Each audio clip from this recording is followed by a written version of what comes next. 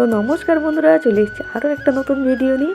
আজ যাচ্ছি আমার বোনের বাড়ি সুন্দরবনে। আমাদের এখানে যে নদী এলাকাগুলো কেমন হয় আপনাদেরকে দেখাই। এই যে দেখছেন জঙ্গল, এই যে জঙ্গল দিয়ে রাস্তা দিয়ে উঠে ভাবলাম যে আপনাদেরকে দেখিয়ে দিই। এই যে ঝোপ ঝোপ যে জঙ্গলগুলো দেখছেন, এটা পার হলেই নদী। তো দেখুন এখানে একটা জিনিস আপনাদেরকে দেখাই। আমাদের এখানে ভেলা ভাসানো হয়, তো ভেলা ভাসানোর যে ভেলাগুলো এখনও মানে আছে, আটকে রেখেছে। তো আপনাদেরকে এই বছর আপনাদেরকে দেখাবো। ওই যে দূরে দেখা যাচ্ছে দেখছেন, ওটা টাইটানিক, মানে টাইটানিক জাহাজ নয়, ওটা সেই যুদ্ধের যে এগুলো হয় না, সেই মানে সেইগুলো তৈরি করেছে। যুদ্ধের যে ওই কি বলে আমি ভুলে গেছি, যাই পারে হোক, মোটামুটি ওই তৈরি করেছে। আর এখানে দেখুন এই যে আটকে রেখেছে দেখছেন। আর এখানেই নৌকা, ময়ূরপঙ্খী নৌকা হয়, টাইটানিক জাহাজ হয়, মানে বিভিন্ন রকম আইটেম করে শোল দিয়ে করে সুন্দর করে সাজিয়ে।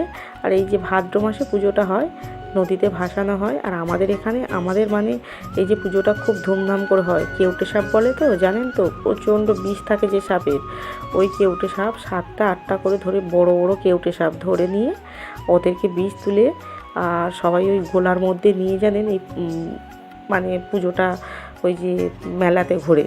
তারপরে দিনের শেষে যখন দুপুর 12টা 1টা বেজে যায়, তখন ভেলাটাকে বার করে সবাই নাচতে নাচতে ওই যে ভেলাটাকে ভাসিয়ে দিয়ে আসে নদীতে। এই নদীতে আসা হয় আমাদের।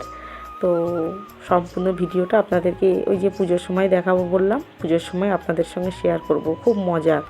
আর এই যে দেখুন না, চলে এসেছি কথা বলতে বলতে নৌকার ধারে। তো আমাদের এখানে একদম ছোট নদী, আর যেহেতু ভাটা পড়ে গেছে আরও ছোট হয়ে গেছে নদী।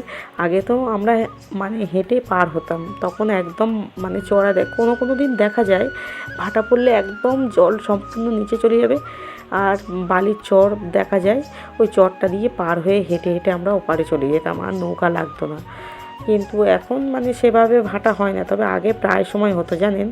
তো দেখুন কতটা কাদা দেখছেন। আর এই যে কাদা, মানে এত জোড়া, মানে কোমর পর্যন্ত করে হয়ে যায়, নামলে বুঝতে পারবে না। তখন আমার কাকিমার বাপের বাড়ি আমরা যেতাম, তো এই কাদা পার হয়ে হয়ে যেতে হতো, মানে নৌকা থেকে নামিয়ে দিলে ওই কাদা পার হয়ে ওপরে উঠে পা ধুয়ে আবার গন্তব্যস্থলে আমরা পৌঁছাতাম। ওই যে দেখুন ভটভটিটা ছেড়ে দিয়েছে, আর এইবারে আমরা যাব ওই পারে। তো দেখুন সূর্যটা ডুবতে চলেছে, কত সুন্দর লাগছে। আর এখন মানে প্রত্যেকটা ঘাট হয়ে গেছে, আর আপনার কাদা মারাতে হবে না। এখন সব তো উন্নত হয়ে গেছে, তাই এখানেও উন্নত হয়ে গেছে। তো ওই যে দূরে ঘাটটা দেখতে পাচ্ছেন একদম ছোট্ট মতন, ওই ঘাটটাতে আমরা যাব। বেশিক্ষণ লাগবে না, 2 থেকে 3 মিনিট লাগবে। আর এই যে নৌকাগুলো ছোট ছোট জেলেদের নৌকা, এগুলো রাত্রে মাছ ধরতে বের হবে। আমাদের এখানে মাছটা খুব ভালো পাওয়া যায় জানেন, যেহেতু আমাদের এখানে মাছ বলো, চিংড়ি, কাঁকড়া খুব ভালো পাওয়া যায়। তো চলে এসেছি, মানে ঘাটের কাছাকাছি চলে এসেছি। দেখুন এর মধ্যে কতটা চলে এসেছি। তো কেমন লাগলো ভিডিওটা জানাবেন আপনারা কমেন্ট।